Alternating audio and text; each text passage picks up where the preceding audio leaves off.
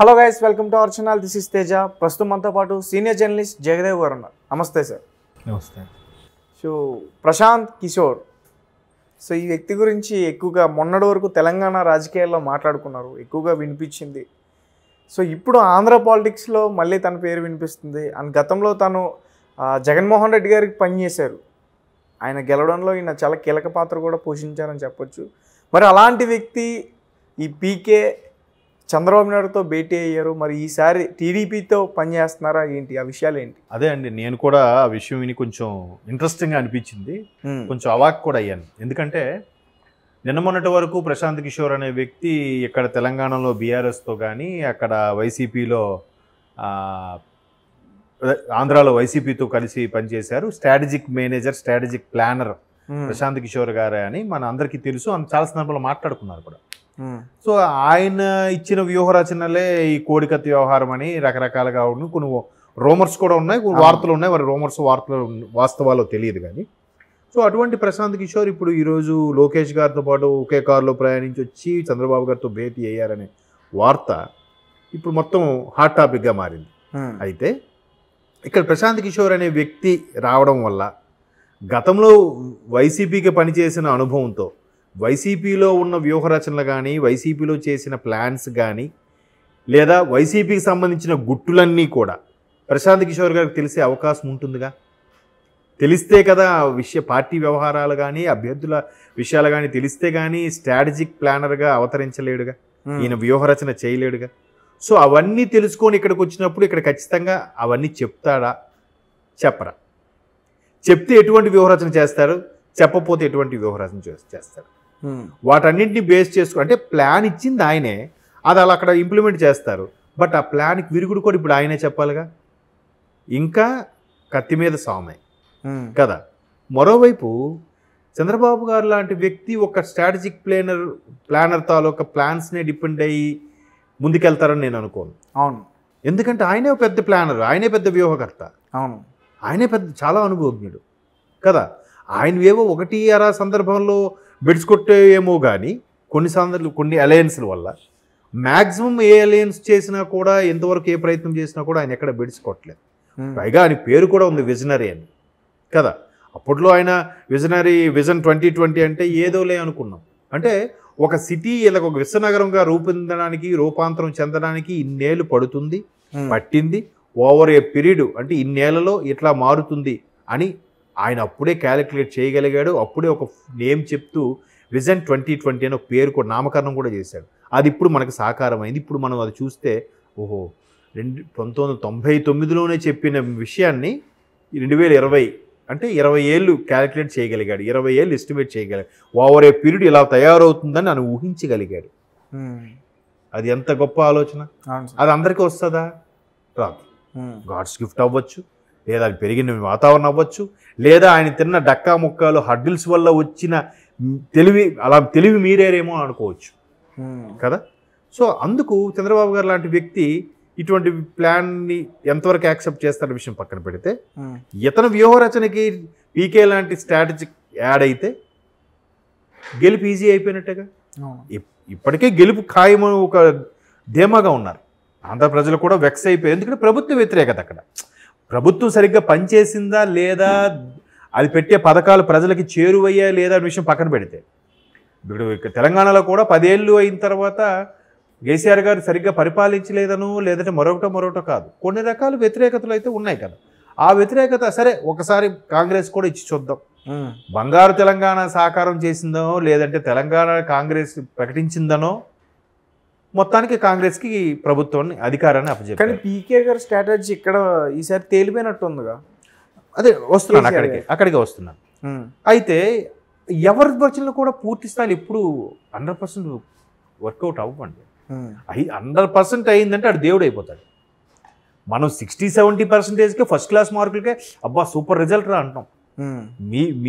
మీ భాషలో చెప్పాలంటే, అంటే జనరల్గా యూత్కి అర్థమయ్యే భాషలో చెప్పాలంటే సినిమా హిట్ అనుకుంటున్నాం మనం కదా. ఒక సినిమా హిట్ అంటే 100 రోజులు ఆడింది అనుకోండి, ఒక షోకి 400 మంది పడతారు. రోజుకి ఎంతమంది చూసినట్టు? 1600 మంది చూస్తారు. 1600 × 100 days అంటే 1600 × 100 అంటే ఎంత అయిందండి? 16,000. 16 లక్షల మంది చూసినట్టు. 16 లక్షలు.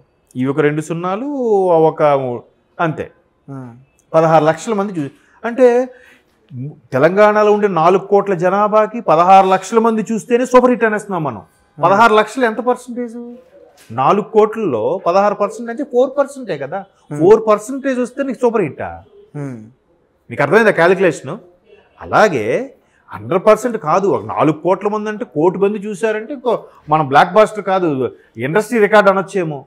అంతమంది చూడరు. ఈ 1600 మందిలో కూడా రిపీటెడ్గా చూసేవాళ్ళు ఎంతమంది ఉంటారు? మీలాంటి ఫ్యాన్స్ చూసేవాళ్ళు ఉంటారుగా, 10,000 మంది ఉంటారుగా.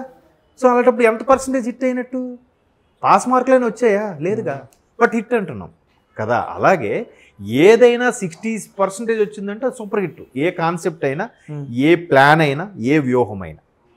సో ఇక్కడ కూడా ఈయన ప్లాన్స్ ఒక 60% రీచ్ అయ్యాయి కాబట్టి అబ్బా ప్రశాంత్ కిషోర్ స్ట్రాటజీ ప్లాన్గా మంచి క్లిక్ అయ్యాడు, సక్సెస్ అయ్యాడు అనుకుంటున్నాం. కొన్ని దగ్గర గవర్నమెంట్ ఫామ్ చేయగలిగాడు కాబట్టి. రైట్? అలాగే ఇప్పుడు ఆయన వచ్చి సక్సెస్ చేస్తాడు అని అంటే ఎంతవరకు చేస్తాడో చూద్దాం. అక్కడ ఆల్రెడీ కొన్ని వ్యూహాలు చేశాడు కాబట్టి వాడిని తిప్పి కొట్టాలి. పోనీ అవే వ్యూహరచనలు ఎక్కడ చేస్తే జనాలు ఆల్రెడీ చూసేశారుగా, ఎవరు నమ్ముతారు? నమ్మరు కదా. అయితే ఇక్కడ ఇంకో డౌట్, నాకున్న డౌట్ ఏంటంటే, నిన్న మొన్నటి వరకు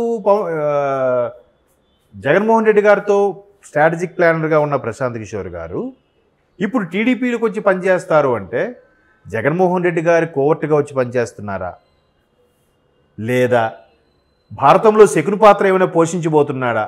ఇక్కడ టీడీపీలో ఉంటూ అక్కడ వైసీపీలో బాగా రెచ్చగొట్టి వాళ్ళని గెలిపించే ప్రయత్నం ఏమైనా చేస్తున్నాడా? అంతే కదా. ఆ యాంగిల్ ఎందుకు ఆలోచించకూడదు? అవును. చంద్రబాబు లాంటి వ్యక్తి మహామేధావి, విజనరీ ఉన్న పర్సన్, అటువంటి వ్యక్తి యొక్క సాయం ఎందుకు తీసుకుంటారు? లేదా వైసీపీకి టీడీపీకి కోవటగా పనిచేస్తున్నారు ఇన్ని రోజులు, అందుకు అక్కడ అలా పనిచేసి ఇప్పుడు ఇక్కడ వచ్చి నిజం చెప్పబోతున్నారా? మనకు అది కొద్ది రోజులు అయితే కానీ తెలియదు. అర్థమైందా మీకు? కాబట్టి మనము ఇది నేను అందుకే 50-50 ఛాన్సెస్. ప్రశాంత్ కిషోర్ గారు స్ట్రాటజిక్ ప్లాన్ అంటే ప్రశాంత్ కిషోర్ గారు చంద్రబాబు నాయుడు గారు ఒక్కరితోనే కలిసారా, లేకపోతే పవన్ కళ్యాణ్ గారిని కూడా కలిసే అవకాశం ఉంటుందా? ఒకవేళ టీడీపీతో పనిచేయడానికి సిద్ధపడితే కనుక ఖచ్చితంగా పవన్ కళ్యాణ్ గారితో కూడా కలిసి భేటీ అవ్వాల్సిందే. చంద్రబాబు గారు, పవన్ కళ్యాణ్ గారు, ప్రశాంత్ కిషోర్ గారు కూడా ఉండి భేటీ అవ్వాల్సిందే. మరి ఇక్కడ పవన్ కళ్యాణ్ గారు కలిసినట్లు లేదు. అందుకే అంటున్నాను నేను, ఇది ఎంతవరకు తీసుకెళ్తుందని తెలియదు. ఈయన టీడీపీకి కోవట్టుగా ఉండి ఇన్ని రోజులు అక్కడ పనిచేశాడా, లేదా ఇప్పుడు వైసీపీకి కోవట్టుగా వచ్చి ఇటు జాయిన్ అయ్యాడా కదా? అది ఎప్పుడు కొద్ది రోజులు టైం తీసుకుంటే డిసైడ్ అవుతుంది. ఎందుకంటే చంద్రబాబు లాంటి వ్యక్తి ఆయన వ్యూహరచనలు ఆయనకుంటే మోర్ ఓవర్ కన్ఫర్మ్ కూడా అయిపోయింది ఆల్మోస్ట్ ఆల్ విజయం అనేది. ప్రజా వ్యతిరేకత గ్రౌండ్ లెవెల్లో కూడా చాలామంది ఏం మాట్లాడుకుంటున్నారంటే, ఏ అవ్వ మన కూరగాయలు అమ్ముకున్నప్పుడు ఊరు వెళ్ళినప్పుడు ఏమంటే డబ్బులు వస్తున్నాయి కదా మీకేమంటే, ఏమోనయ్యా అందరూ తిట్టుకుంటున్నారు ప్రభుత్వాన్ని అంద. ఆ అవ్వ ఎందుకుంటున్నారో కూడా తెలియదు. ఏమంటే మరి సరిగ్గా చెయ్యట్లేదు, నిజమేలే అన్ని రేట్లు పెరిగిపోయాయి కదా అని నీరసంగా చెప్తుంది ఆ అవ్వ. అదొకటి చాలు. అంటే నేను అన్నిది ఆవిడకేం తెలియదు, చదువు లేదు, ఆవిడకి పథకాలు ఇచ్చేస్తే చాలు అనుకునే మైండ్ సెట్ కాదు ఇప్పుడు జనాలకి. పక్కన వాళ్ళు కూడా ఇన్ఫ్లుయెన్స్ చేస్తారుగా, అలా కూడా ఉంటుంది కదా. కాబట్టి ఈ ప్లాన్లు స్ట్రాటజిక్ ఎంతవరకు వర్కౌట్ అవుతాయి అనేది చెప్పలేము. అండ్ మోర్ ఓవర్ ఈ వ్యతిరేకత వల్ల టీడీపీ, జనసేన గవర్నమెంట్ ఫామ్ చేయడం ఖాయమనే సంకేతాలు కూడా వినిపిస్తున్నాయి. ఇంక ఇలాంటి నేపథ్యంలో ఇంకెందుకు ప్రశాంత్ కిషోర్ని కానీ తీసుకుంటారు? అంటే ఒకవేళ తీసుకున్నా ఇంకో వెర్షన్ కూడా చెప్పచ్చు, తీసుకున్నా వారు వన్ సైడ్ అయిపోద్ది, గెలుపు ఖాయం అయిపోయినట్టేగా ఇంకా ఆల్మోస్ట్ కదా. కాబట్టి చూద్దాం. నేనైతే 50-50 ఛాన్సెస్ అనే అనుకుంటున్నాను. ఎందుకంటే చంద్రబాబు గారు వ్యూహరచనలు ఆల్రెడీ ప్రభుత్వ వ్యతిరేకత ఉంది, ప్రజలు కూడా ఆల్రెడీ వెక్స్ అయిపోయారు. TDP, Janasena government alliance form చేయడం ఖాయమని డిసైడ్ అయిపోయారు. చాలామంది, కొంతమంది మేధావులు కూడా అదే మాట్లాడుతున్నారు. ఇందాక ఒక ఆయన కూడా మాట్లాడాడు, అది మనం తర్వాత డిస్కస్ చేద్దాం. కానీ సో చూద్దాం మరి ప్రశాంత్ కిషోర్ గారితో కలిసి నడుస్తారా, లేదా ఆయన వాడుకుంటారా, ఆయన ఇంకే విధంగానే ఉపయోగించుకుంటారా అన్నది let us wait and see. Okay sir, thank you so much.